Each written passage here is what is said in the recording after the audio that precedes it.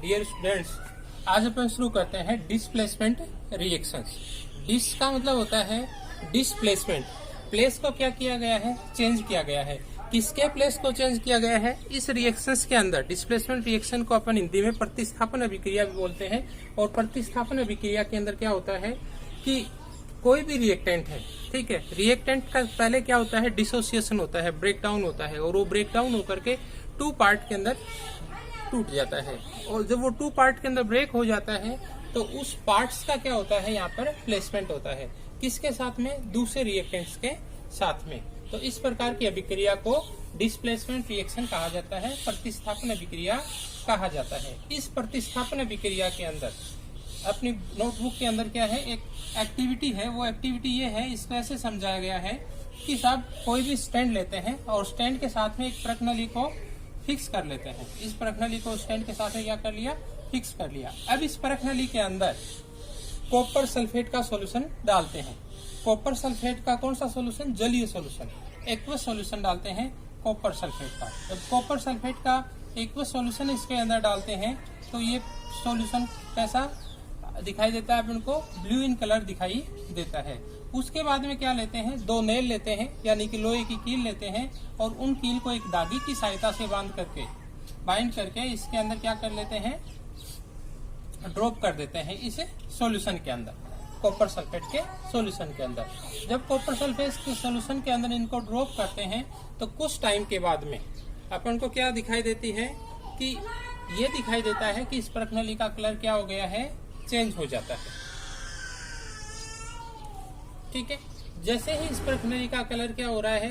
Change हो रहा है, तो अपन को ये मालूम चलता है कि कोई ना कोई रिएक्शन इसमें संपन्न हुई है। जब कोई रिएक्शन इसके अंदर कंप्लीट हुई है, इस रिएक्शंस को अपन ऐसे समझ सकते हैं कि अपन ने क्या किया है कि पहली टेस्ट ट्यूब ए है, टेस्ट ट्यूब ए के अंदर कंट्रोल लगाया है। कंट्रोल लगाने का मतलब ये होता है इसके अंदर कॉपर सल्फेट का सॉल्यूशन अपन ने डाला है, तो ये ब्लू कलर की दिखाई देती है। ये सॉल्यूशन कैसे कलर का दिखाई देता है? ब्लू कलर का यहाँ पर सीन होता है ये सॉल्यूशन। जब ये सॉल्यूशन यहाँ ब्लू कलर का सीन हो रहा है तो इसका मतलब है कि इसमें प्योर कॉपर सल्फेट है। फिर क्या करते हैं? जैसे ही इसमें रिएक्शन हो जाती है, रिएक्शंस के बाद में जो टेस्ट ट्यूब अपन ने इस स्टैंड के अंदर लगाई थी, इसके सॉल्यूशन को निकाल करके और इसके अंदर क्या कर देते हैं? बी के अंदर ड्रॉप कर देते हैं। बी के अंदर ड्रॉप कर देते हैं तो इसका कलर है वो कुछ मिक्सर सा रहेगा, ब्लूइश में कुछ दूसरा सा कलर रहेगा। मतलब ब्लू कलर है वो क्या हो जाएगा? इसके अंदर फेड हो जाएगा। फेड ब्लू कलर अपन इसको बोल सकते हैं, फेड ब्लू। तो इन दोनों से एक्सपेरिमेंट से ये तो क्लियर हो गया कि कोई रिएक्शन संपन्न हुई है। अब ये प्रतिस्थापन अभिक्रिया है या डिस्प्लेसमेंट रिएक्शन है, ये कैसे संपन्न होती है तो इसको आगे समझते हैं। देखिएगा, ये फेरस है, क्योंकि लेयर्स है ये किसकी है? फेरस की है। प्लस में सॉल्यूशन किसका लिया है? यहाँ पर कॉपर सल्फेट का लिया है। तो इसे फॉर्मूलाज के अंदर लिख देते हैं। जब कोई भी इक्वेशन लिखते हैं तो CuSO4 कैसा लिया है? एक्वस सॉल्यूशन लिया है। इसके बाद में क्या होती है? रिएक्शंस होती है। रिएक्शंस होती है तो मैंने डिसोसिएशन बोला था कि किसका डिसोसिएशन होता है? रिएक्टेंट्स का डिसोसिएशन होता है। तो यहाँ कितने रिएक्टेंट हैं? दो रिएक्टेंट्स हैं। पहला रिएक्टेंट क्या है? फेरस है, और दूसरा रिएक्टेंट यहाँ पर क्या है? कॉपर सल्फेट है। तो फेरस का तो डिसोसिएशन होगा नहीं, क्योंकि ये तो सिंगल है। डिसोसिएशन कॉपर सल्फेट का होगा। कॉपर सल्फेट का डिसोसिएशन किसके अंदर होगा? एक तो कॉपर में होगा और दूसरा किसके साथ होगा? सल्फेट का होगा। तो जब ये डिसोसिएशन होता है तो इसमें प्लेसमेंट भी क्या होता है? चेंज होता है। तो फेरस है ये किसके साथ बाइंड अप हो जाएगा? कॉपर के साथ में बाइंड अप हो जाएगा, और कॉपर यहाँ पर क्या हो जाएगा? फ्री हो जाएगा। तो ये क्या बन गया? यहाँ पर FeSO4 का कौन सा सॉल्यूशन? एक्वस सॉल्यूशन बन गया। ठीक है, एक्वस सॉल्यूशन, FeSO4 का एक्वस सॉल्यूशन। यहाँ पर कौन सा है? यहाँ पर टेस्ट ट्यूब बी वाला है, ये है FeSO4 का एक्वस सॉल्यूशन है। अब ये एक्वस सॉल्यूशन और इसके साथ में रिलीज क्या हो गया है? कॉपर यह इसके साथ है रिलीज हो गया है। इस प्रकार से ये जो रिएक्शंस होती है, इस रिएक्शंस को बोलते हैं डिस्प्लेसमेंट रिएक्शन, और इसको बोलते हैं आयरन सल्फेट प्रोडक्ट बना है, और दूसरा क्या बना है? कॉपर यहाँ सॉलिड होता है तो S लिख देते हैं। ये है कॉपर सल्फेट, देखो कॉपर सल्फेट। ओके, अब क्या हो रहा है इस, अब अपन दूसरा एग्जांपल लेते हैं। दूसरा एग्जांपल ये लेते हैं कि साहब जैसे अपन ने क्या लिया था, फेरस लिया था। फेरस किस गए, यदि अपन जिंक ले लें, क्या ले लें, जिंक ले लें, तो रिएक्शन कैसे होती है, जिंक सॉलिड होता है, इसके साथ में कॉपर सल्फेट का ही यदि सॉल्यूशन ले लेते हैं, एक्वस सॉल्यूशन ले लेते हैं, तो इसमें भी डिस्प्लेसमेंट रिएक्शन होगी। इसमें डिस्प्लेसमेंट रिएक्शन रिएक्टेंट के अंदर ही होगी। तो जो रिएक्टेंट है कॉपर सल्फेट का, जो रिएक्टेंट है, ये रिएक्टेंट क्या होगा, डिसोसिएट होगा या ब्रेक डाउन होगा। कितने पार्ट में होगा स्टूडेंट्स, 2 पार्ट के अंदर होगा, एक कॉपर और दूसरा सल्फेट। अब ये रिएक्शन आगे मूव करेगी, तो इसने ये बाइंड अप SO4 किसके साथ हो जाएगा, जिंक के साथ बाइंड अप हो जाएगा। तो ये ZnSO4 का एक्वस सॉल्यूशन बना लेगा। ओके, और प्लस में क्या रिलीज हो गया, देखो यहाँ पर कॉपर हो गया, वो रिलीज हो गया, जिंक सल्फेट।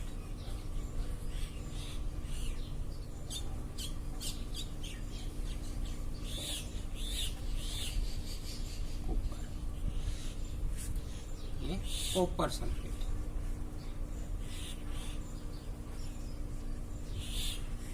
जब कोई रिएक्शन इस प्रकार से होती है तो इस रिएक्शन को क्या बोलते हैं, डिस्प्लेसमेंट रिएक्शन से बोलते हैं।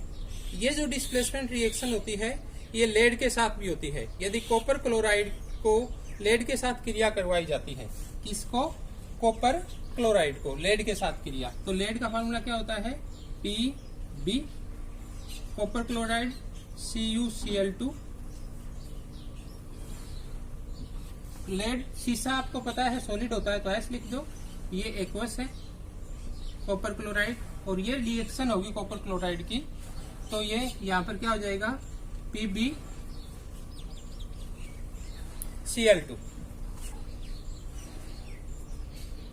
प्लस कॉपर, कॉपर यहाँ क्या आ जाएगा, सॉलिड आ जाएगा, ये क्या आ जाएगा, एक्वस। ये कॉपर क्लोराइड,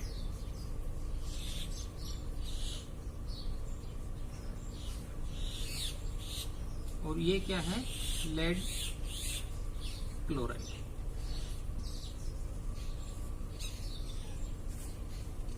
और ये रिलीज क्या होगा, यहाँ पर कॉपर हो गया। यहाँ पर डिसोसिएशन इस साइड रिएक्शन में किसका हुआ है, कॉपर और क्लोराइड का डिसोसिएशन हुआ है। क्लोराइड किससे जुड़ गया है, लेड से या Pb से ऐड हो गया है। तो इस प्रकार की रिएक्शंस को अपन क्या बोलेंगे, डिस्प्लेसमेंट रिएक्शंस बोलते हैं। दूसरा है, इस दूसरे शब्दों में क्या बोल सकते हैं, ये कह सकते हैं कि डिस्प्लेसमेंट हो रहा है, किसका हो रहा है, रिएक्टेंट का ब्रेकडाउन के बाद में, ठीक है, और उसके बाद में क्या हो रहा है, कोई भी प्रोडक्ट का फॉर्मेशन हो रहा है। तो इस रिएक्शंस को प्रतिस्थापन अभिक्रियाएं हैं, क्योंकि जो डिस्प्लेसमेंट होगा उसके बाद में क्या बनेगा, प्रोडक्ट का निर्माण होगा।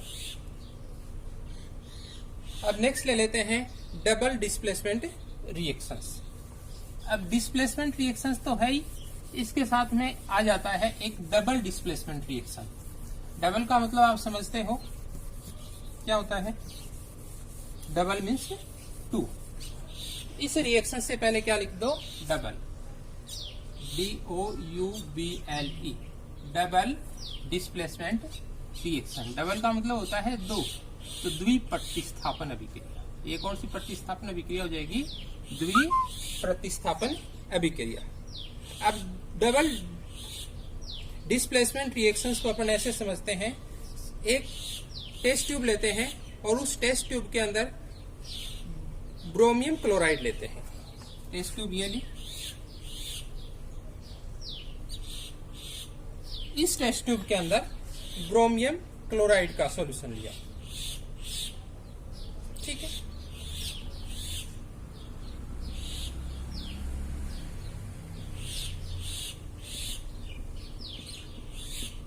ये ब्रोमियम क्लोराइड हो गया, ब्रोमियम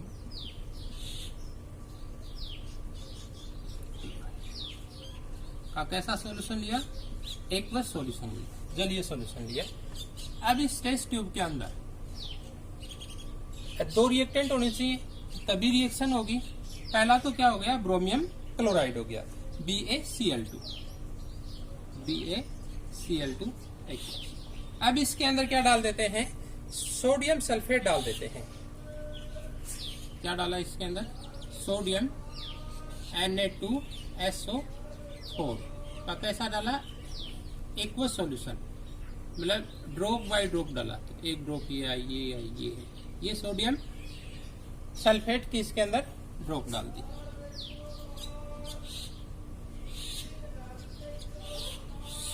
सोडियम सल्फेट। अब इसके बाद में क्या होती है, इसके अंदर एक रिएक्शंस होती है, और वो रिएक्शंस क्या होती है, डिसोसिएशन होता है, डिस्प्लेसमेंट ही होता है, और दोनों का होता है। अब वो डिस्प्लेसमेंट कैसे होगा, देखो,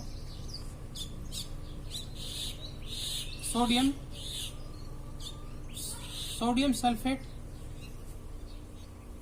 कैसा है, एक्वस है। रिएक्शंस किससे करता है, BaCl2 से करता है। ये भी क्या है विद्यार्थियों, एक्वस है। तो जब दोनों एक्वस हैं और अपन ने इस रिएक्शन को बोला है डबल डिस्प्लेसमेंट, तो दोनों का डिस्प्लेसमेंट होगा। सोडियम है और सल्फेट है, दोनों अलग अलग ब्रेकडाउन हो जाएंगे पहले तो, ठीक है। ब्रेकडाउन होने के बाद में सोडियम पॉजिटिव होता है, तो ये नेगेटिव से बाइंड अप करेगा, तो ये क्लोराइड क्या होता है, यहाँ नेगेटिव होता है, तो ये क्लोराइड को क्या कर लेगा, अपनी तरफ खींच लेगा और इससे बाइंड अप हो जाएगा। दूसरा क्या करता है, जो सल्फेट होता है, ये किसके साथ में चला जाएगा, बेरिलियम के साथ में चला जाएगा। तो प्रतिस्थापन हो गया। ये तो पहला डिस्प्लेसमेंट हो गया, और ये सेकंड डिस्प्लेसमेंट हो गया। ये फर्स्ट डिस्प्लेसमेंट और ये सेकंड डिस्प्लेसमेंट,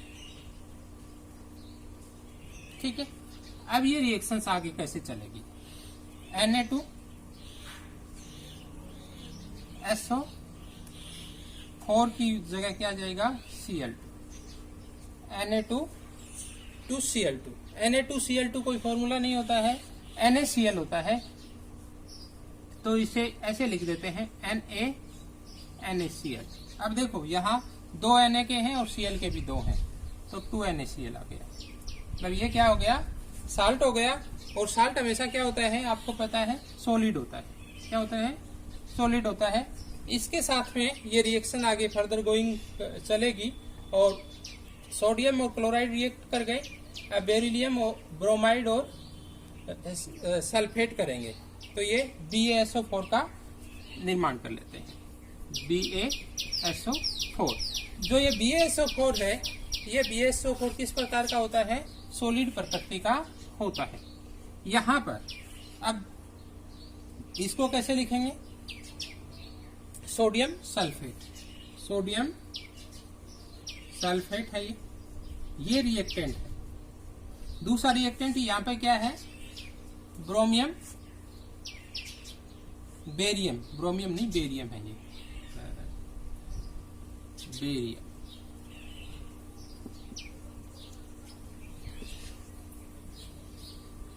दूसरा है बेरियम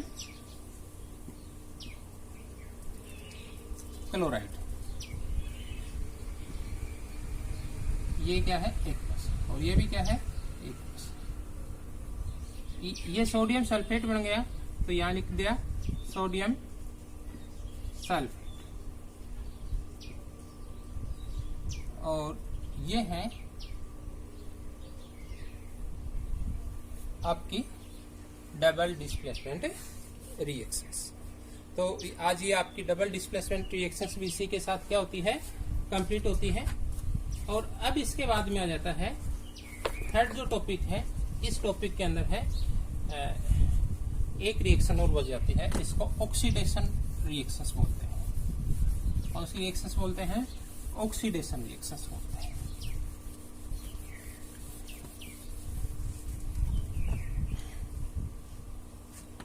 ऑक्सीडेशन रिएक्शन, हिंदी में इसको बोलते हैं ऑक्सीकरण। ऑक्सीकरण अभिक्रिया।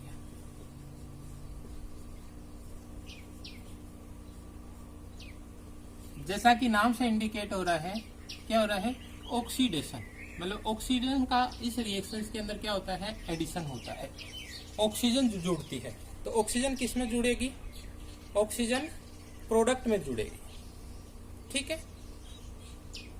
यदि प्रोडक्ट बनता है और वो ऐसे बनता है, किसको जोड़ने के बाद बनता है, O2 के जोड़ने के बाद बनता है, तो इस प्रकार की अभिक्रिया को क्या बोलते हैं, ऑक्सीडेशन रिएक्शन से कहा जाता है।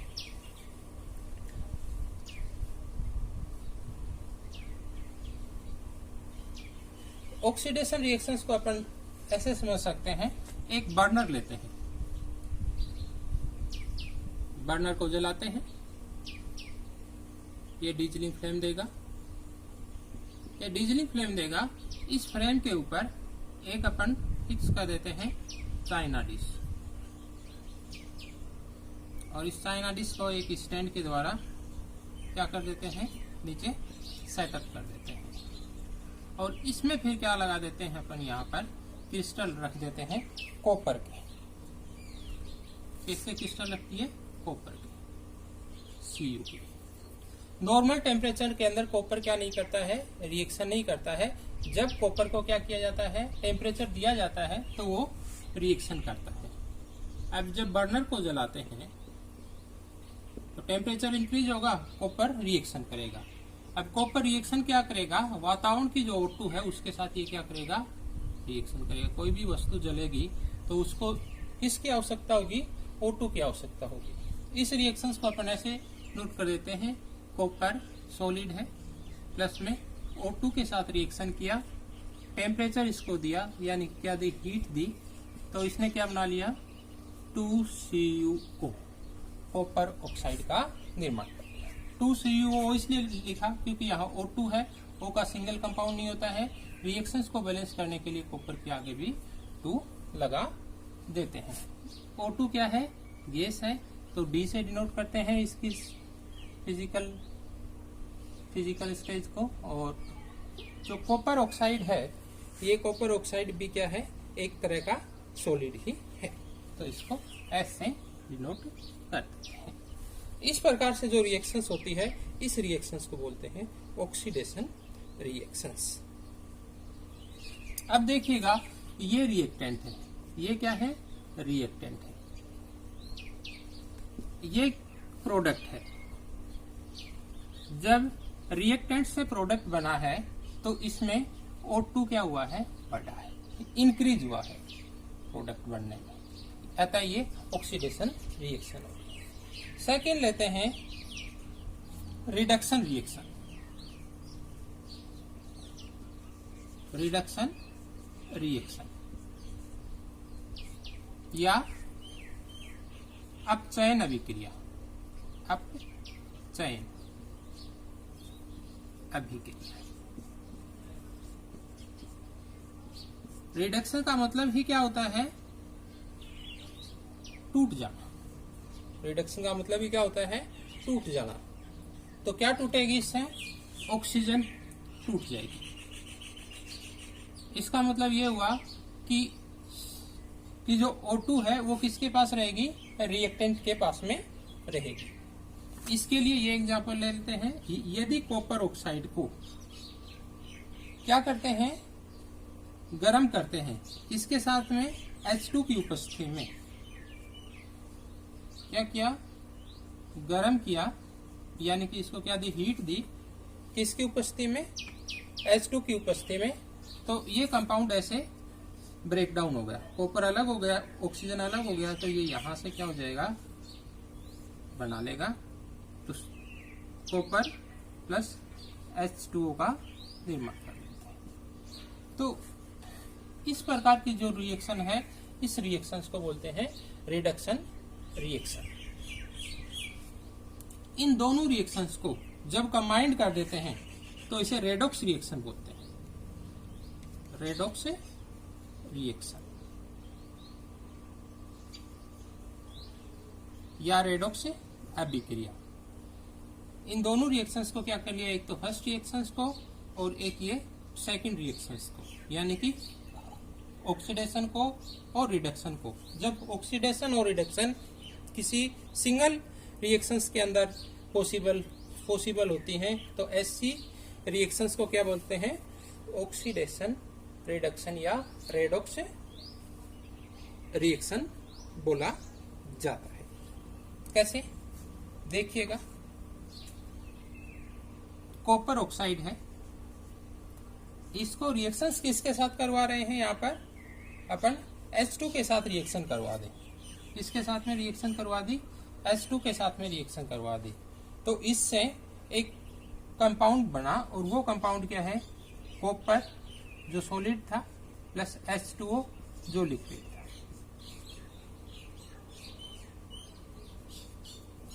अब देखो, ये रिएक्टेंट फर्स्ट है, ये रिएक्टेंट सेकंड है, ये क्या है, यहाँ पर प्रोडक्ट फर्स्ट है और ये प्रोडक्ट सेकंड है।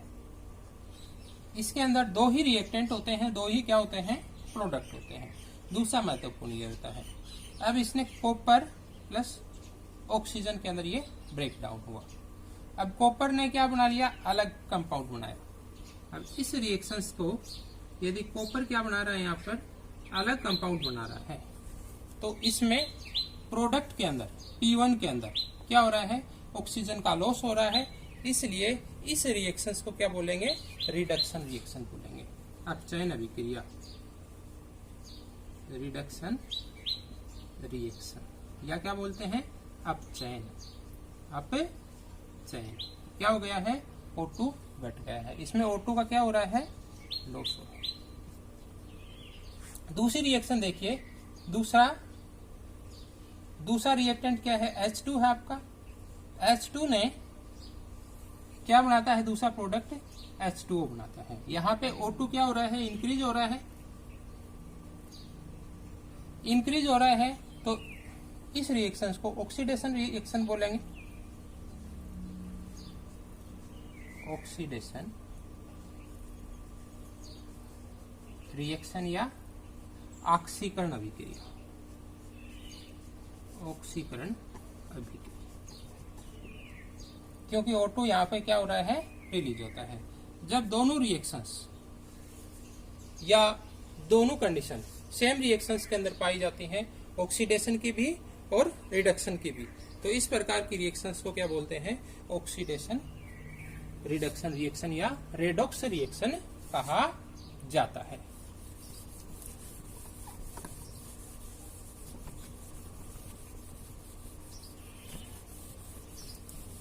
तो अभी तक अपन ने कितनी रिएक्शन पढ़ी, अभी तक अपन ने पढ़ ली स्टूडेंट्स, टाइप्स ऑफ रिएक्शंस के अंदर जब अपन जाते हैं तो सबसे फर्स्ट में जो रिएक्शन ये थी, ये कॉम्बिनेशन रिएक्शन ली थी, कॉम्बिनेशन रिएक्शंस को कंप्लीट कर लिया। कॉम्बिनेशन रिएक्शंस के बाद में अपन ने दूसरी रिएक्शन इसी के अंदर ही ले ली थी, dissociation displacement reaction, displacement reaction. फिर तीसरी अपन ने ले ली थी displacement, double displacement reaction, double displacement reaction. चौथी अपन ने ले ली थी ऑक्सीडेशन रिएक्शन, ऑक्सीडेशन रिएक्शन। पांचवी ले ली थी अपन ने